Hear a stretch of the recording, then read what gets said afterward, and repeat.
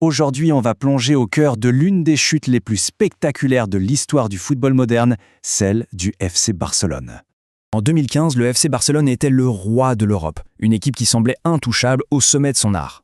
Près d'une décennie plus tard, ils n'ont toujours pas regagné la Ligue des Champions. Le trône est vide et l'ombre de ce passé glorieux pèse lourdement sur le Camp Nou. La question est donc inévitable. Comment est-ce possible ? Comment l'un des plus grands clubs de l'histoire a-t-il pu sombrer dans une telle décennie d'échecs sur la scène européenne ? Qu'est-ce qui a bien pu briser cette machine qui paraissait si parfaite ? La réponse, elle commence à Berlin en 2015, au moment même de leur plus grand triomphe. Alors retournons à ce moment précis, 2015. C'est le sommet de la montagne, le point culminant absolu d'une ère dorée pour le Barça.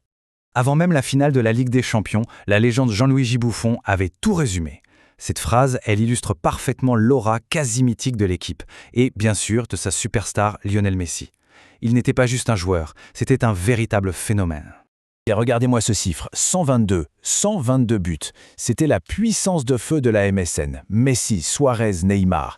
Un record pour le football espagnol, une force offensive qui terrorisait littéralement toutes les défenses d'Europe. On peut même dire qu'il n'attaquait pas, il déferlait. Et cette puissance, elle s'est traduite par le succès ultime, la Liga, la Coupe du Roi et bien sûr la Ligue des Champions. C'est le deuxième triplé de l'histoire du club, une première absolue dans le monde du football. À cet instant précis, le Barça n'est pas seulement le meilleur club du monde, c'est une dynastie. Mais comme on le dit souvent, c'est au sommet que la chute est la plus vertigineuse. Parce que même au cœur de cette gloire, les premières fissures commençaient à apparaître. Des fissures d'abord invisibles, mais qui allaient bientôt fracturer tout l'édifice. Le point de rupture, le voici, le départ de Neymar au PSG. Ce n'était pas juste la perte d'un joueur de classe mondiale, non. C'était la perte d'un pilier de la MSN. Un coup terrible porté à l'identité et à l'ego du club. Cet événement a été le catalyseur de tout le chaos qui a suivi. En réponse, le club a paniqué. Une politique de transfert complètement désordonnée, dispersée s'est mise en place pour tenter de combler un vide impossible à combler. Mais ce qu'il faut comprendre, c'est que ces transferts ratés n'étaient qu'un symptôme d'un problème bien plus profond, une fragilité psychologique qui était sur le point d'être exposée aux yeux du monde entier. Et cette fragilité, elle a donné naissance à une série d'humiliations européennes. Des soirées qui sont devenues de véritables cauchemars, gravées à jamais dans la mémoire des supporters. Une trilogie de l'horreur. Regardez cette chronologie. Ce n'est pas un accident. C'est un schéma qui se répète. Rome en 2018, une remontada impensable. Liverpool en 2019, un désastre absolu à Anfield. Et enfin Lisbonne en 2020, ce score 8-2 contre le Bayern. Ce n'est plus du football à ce niveau, c'est une cicatrice. Chaque défaite est pire que la précédente, comme si le club s'enfonçait toujours plus loin dans ses propres peurs. Alors comment on explique cette répétition ? La psychologie du sport nous donne une piste, le concept de la peur de l'échec. Sous une pression immense, même les plus grands peuvent craquer. Ils s'éloignent de ce qui fait leur force, ils se mettent à douter. Le Barça nous semblait plus jouer pour gagner, mais pour ne pas perdre. Et cette nuance, elle change absolument tout. Et cette fragilité, elle était devenue une faiblesse connue de tous. Hansi Flick, l'entraîneur du Bayern, à l'époque, l'a lui-même confirmé. Les adversaires le savaient, la stratégie était simple, mettre la pression et attendre que le géant s'écroule. Mais ces défaites n'étaient pas seulement mentales. Elles étaient la conséquence d'un club qui pourrissait de l'intérieur. Et le véritable coup de cette décadence allait bientôt devenir terrifiant. Parce que pendant que l'équipe s'effondrait sur le terrain, en coulisses, le club implosait.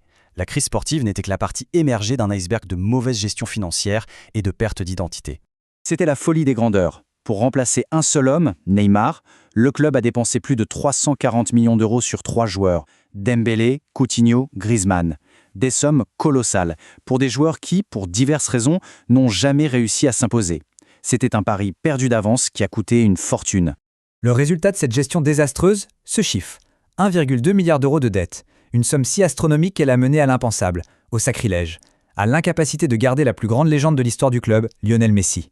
Son départ n'était pas un choix, c'était la conséquence inévitable de la ruine financière. Et un audit a mis des mots sur ce désastre. Des termes comme paiement sans objet, paiement disproportionné, un modus operandi pour contourner les contrôles, s'adresse le portrait d'une gestion pour le moins opaque sous la direction précédente. Alors que le club était en cendres, une légende est revenue pour tout reconstruire. Mais est-ce que ça pouvait être suffisant ? Après le chaos vient le temps de la reconstruction. Avec Xavier d'abord, puis d'autres. L'objectif était clair, restaurer l'ADN du club, retrouver une identité de jeu et, avec un peu de chance, la compétitivité. Mais le chemin s'annonce très long et semé d'embûches. D'un point de vue tactique, un des premiers chantiers a été de réinstaurer des principes de jeu fondamentaux. Par exemple, le fameux concept du troisième homme. Regardons vite fait, le porteur du ballon ne peut pas atteindre sa cible directe. Un troisième joueur vient alors se proposer comme relais, en une touche, pour libérer la cible initiale. C'est un retour aux bases, à cette intelligence de jeu qui a fait la gloire du Barça. Sauf que la réalité est bien plus complexe. Il y a eu des progrès, c'est indéniable, avec un titre de champion par exemple, mais une fragilité demeure. La philosophie de jeu avec un bloc haut rend l'équipe extrêmement vulnérable en contre-attaque. Encaisser 31 buts en 22 matchs, c'est une statistique indigne d'un club qui veut régner sur l'Europe. L'équilibre entre l'attaque et la défense est encore loin d'être trouvé. Ce qui nous amène à la question finale, celle qui hante des millions de fans à travers le monde. Le Barça peut-il redevenir le roi de l'Europe? Ou est-ce qu'on assiste au début d'un long, lent et douloureux déclin? L'avenir reste à écrire. Le prochain chapitre pour Barcelone dépendra de sa capacité à surmonter ses démons, aussi bien financiers que psychologiques. La question reste donc ouverte et le débat continue dans les commentaires. Dites-nous ce que vous en pensez. Et si vous appréciez ce genre de grand récit du football, n'hésitez pas à aimer la vidéo et à vous abonner pour ne rien manquer. Merci et à très bientôt.